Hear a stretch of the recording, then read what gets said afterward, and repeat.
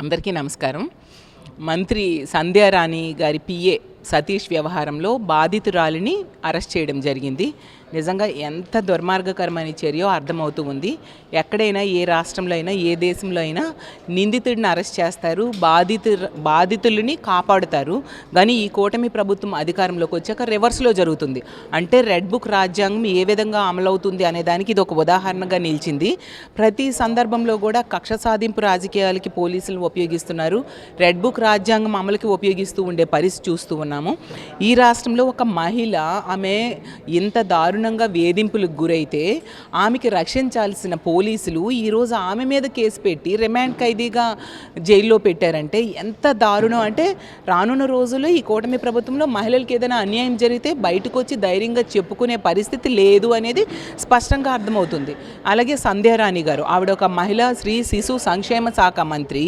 ఈరోజు ఆవిడ ఈ మహిళకు బాధితురాలకు అండగా నిలబడాల్సింది పోయి పిఏకి సపోర్ట్గా మాట్లాడుతూ ఉండే పరిస్థితి. అంతేకాకుండా ఆవిడ మొదట్లో ఏం మాట్లాడారో అదే విధంగా ఈరోజు పోలీసులు మాట్లాడి ఆమె స్క్రీన్ ప్లే డైరెక్షన్ ప్రకారం వెళ్తూ ఈరోజు ఈ బాధితురాలిని అరెస్ట్ చేశారు.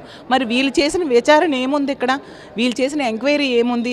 అంటే మంత్రి ఏం చెప్తే అదే చేశారు. అంటే అధికార దుర్వినియోగానికి పరాకాష్ఠగా ఈరోజు ఈ కూటమి ప్రభుత్వంలో మంత్రులు కానీ తెలుగుదేశం పార్టీ కార్యకర్తలు కానీ వ్యవహరిస్తూ ఉండే పరిస్థితి మనం చూస్తూ ఉన్నాం. ఈ రాష్ట్రంలో ఎన్నో సంఘటనలు తెలుగుదేశం పార్టీ వాళ్ళే నిందితులుగా ఉన్నారు. తీసుకుంటే రాప్తాడులో అవ్వచ్చు, అలాగే 14 సంవత్సరాల మైనర్ బాలికను 14 మంది దారుణంగా 6 నెలలు గ్యాంగ్ రేప్ చేశారు. అసలు వాళ్ళ మీద కనీసం ఎన్నో రోజుల వరకు యాక్షన్ కూడా తీసుకొని పరిస్థితి చూసాము.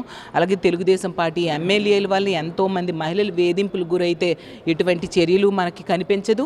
అలాగే తెలుగుదేశం పార్టీ అనుచరులు, ఎమ్మెల్యేల అనుచరులు అవ్వచ్చు, కార్యకర్తల వలన కూడా ఎంతోమంది మహిళలు బాధించబడితే ఎటువంటి యాక్షన్ తీసుకోకపోవడం వలన ఇలాంటి తప్పుడు పనులు చేసేవాళ్ళు రిపీటెడ్గా చేస్తూ ఉన్నారు. మేము ఏ తప్పు చేసినా ఈ కూటమి ప్రభుత్వంలో మాకు శిక్షించే వాళ్ళు లేరు అన్న ధైర్యంతో ఈ విధంగా వ్యవహరిస్తూ ఉండే పరిస్థితి మనం చూస్తూ ఉన్నాము. నిజంగా ఈ వ్యవహారం చాలా దారుణం. అసలు ఎటువైపు వెళ్తుందా మన రాష్ట్రం అర్థం కాని పరిస్థితి. ఈరోజు ఒక ప్యాకెట్ క్లబ్లు అవ్వచ్చు, లేదా గంజాయి మాఫియా అవ్వచ్చు, కల్తీ మద్యం అవ్వచ్చు, కల్తీ మద్యం తయారు చేసే వాళ్ళు అవ్వచ్చు, ప్రతి దగ్గర కూడా పూర్తిగా తెలుగుదేశం పార్టీ కార్యకర్తలే ఉండే పరిస్థితి మనం చూస్తూ ఉన్నాము. అలాగే వీళ్ళు ఎంత ఘోరం అంటే వాళ్ళకి ఎటువంటి శిక్ష కానీ యాక్షన్ కానీ వాళ్ళ మీద తీసుకోవట్లేదు. అదే ప్రతిపక్ష పార్టీ వాళ్ళ మీద అయితే ఎలాంటి చర్యలు వెంటనే తీసుకుంటారో మొన్న కదిరిలో జరిగిన విషయం. గర్భిణిని తన్నాడు, అతను వైఎస్ఆర్సీపీ కాకపోయినా ఆ వైఎస్ఆర్సీపీ కార్యకర్త అని ముద్ర వేస్తే వెంటనే యాక్షన్ తీసుకొని హెరాస్ చేయడం జరిగింది. అతను చూసేసరికి జనసేన కార్యకర్త. అంటే మరి ఇప్పుడు తెలుగుదేశం పార్టీ కార్యకర్తలకైతే ఎటువంటి యాక్షన్ మీరు తీసుకోరు.